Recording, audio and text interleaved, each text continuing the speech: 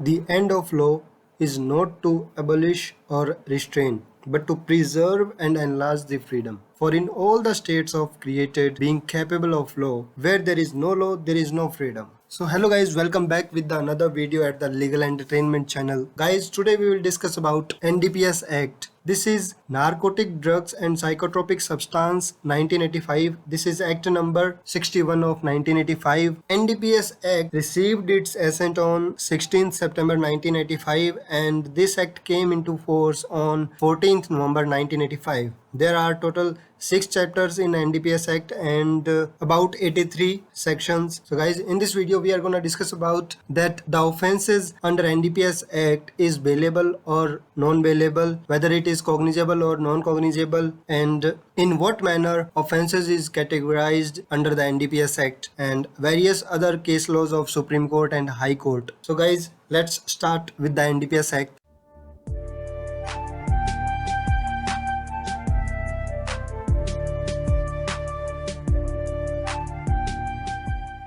Whether offenses under NDPS Act are bailable? NDPS Act में जो अपराध है वो क्या bailable माने गए हैं? No. As per section 37 of NDPS Act 1985, all the offenses falling under Act are cognizable and non-bailable. NDPS Act में जो सेक्शन 37 दिया गया है उसके अकॉर्डिंग तो NDPS के सभी ऑफेंसेस को कॉग्निजेबल और नॉन बेलेबल माना गया है। अब बात करते हैं इस एक्ट में ऑफेंसेस को किस तरीके से डिवाइड किया गया है। Mainly this act categorises the offences into 3 categories: small quantity, intermediate और medium quantity, which means less than commercial, and third one is commercial quantity. Small quantity, medium quantity, commercial quantity, ये कोई भी contraband substance की quantity कितनी होगी तो small quantity में आएगा या मीडियम क्वांटिटी में आएगा या कमर्शियल क्वांटिटी में आएगा, तो ये हम समझते हैं इस टेबल के through. Guys, poppy straw which means post, ठीक है, जो कि सेक्शन 8 में डेफिनेशन दी गई है और 15 में इसकी पनिशमेंट दी गई है। अगर कॉन्ट्राबैंड सब्सटेंस की जो क्वांटिटी है वो 1 kg तक है पोपी स्ट्रो की पोस्ट के रिगार्डिंग, तो वो स्मॉल क्वांटिटी में आएगा।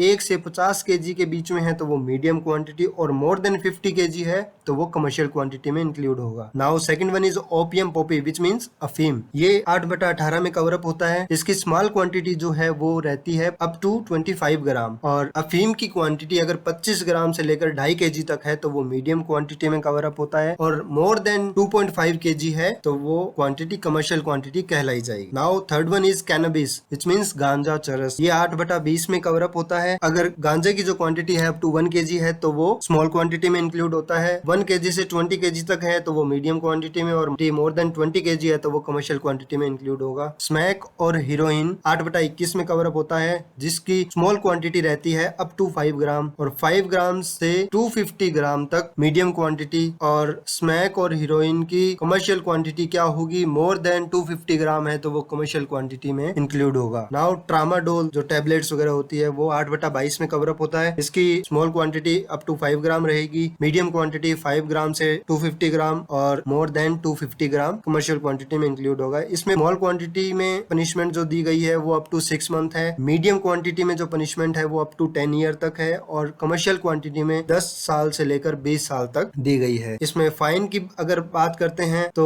10,000 तक फाइन स्मॉल क्वांटिटी में हो सकता है, 1 लाख तक का फाइन मीडियम क्वांटिटी में हो सकता है, और 1 लाख से लेकर 2 लाख तक कमर्शियल क्वांटिटी में हो सकता है। अब बात करते हैं चार्जशीट कितने टाइम तक पेश की जानी चाहिए। स्मॉल क्वांटिटी और मीडियम क्वांटिटी है तो within 60 days charge sheet has been filed within this period, and if we talk about the commercial quantity, then within 180 days charge sheet has to be filed in this prescribed period of time. Now small quantity, according to section 37 of NDPS Act, all offences under this act are cognizable and non bailable. section 37 जो दिया गया है NDPS Act में, उसके according जो भी offences हैं NDPS Act के वो सभी cognizable और non bailable माने गए हैं, ठीक है। Meaning thereby if we go by section 37 of NDPS Act, even the matters pertaining to small quantity, अगर किसी केस में small quantity भी है कॉन्ट्राबैंड सब्सटेंस की तो उसको भी नॉन बेलेबल ही माना गया है। However, if we go by Schedule 2 of CRPC, which divides the offences punishable up to 2 years are bailable. अब स्मॉल क्वांटिटी में पनिशमेंट जो दी गई है NDPS एक्ट के अकॉर्डिंग वो 6 मंथ दी गई है मैक्सिमम, ठीक है। और CRPC का जो सेकंड शेड्यूल में पनिशमेंट दी गई है, जो कि ऐसे कोई ऑफेंसेस में जो पनिशमेंट दी गई है जो punishable up to 2 years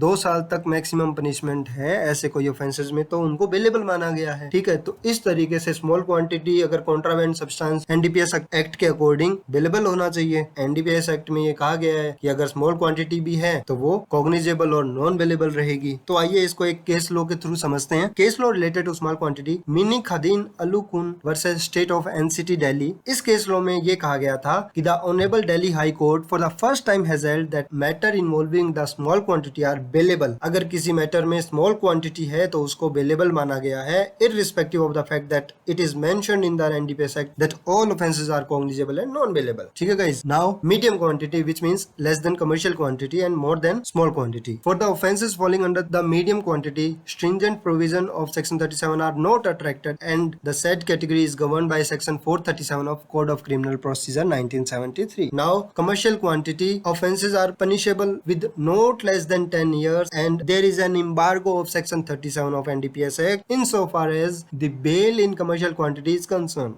As per section 37 of NDPS Act, bail should not be granted to an accused unless and until there are reasons to believe that the accused has not committed the offence for which he is charged, with other conditions that an advance notice is given to the prosecutor, and the accused should not commit offences if be granted bail. Section 37 NDPS Act के according commercial quantity में bell accused को दी ही नहीं जा सकती। ठीक है, लेकिन until and unless there are reasons to believe that accused has not committed the offence for which he is charged, जो चार्ज उस accused पे लगाए गए हैं, अगर वो कोर्ट को ये विश्वास दिला देता है कि वो ऑफेंस उसके द्वारा कमिट नहीं किया गया है, और the accused should not commit offences if be granted bail, और अगर उसको बेल ग्रांट कर दी जाती है तो वो फ्यूचर में ऑफेंस कमिट नहीं करेगा, इस बिहाफ पे उसको बेल दी जा सकती है। इसको हम एक केस लॉ के थ्रू समझते हैं। Case law related to commercial quantity, Ram Narayan versus state, reaffirming the principles laid down by the Honorable Supreme Court in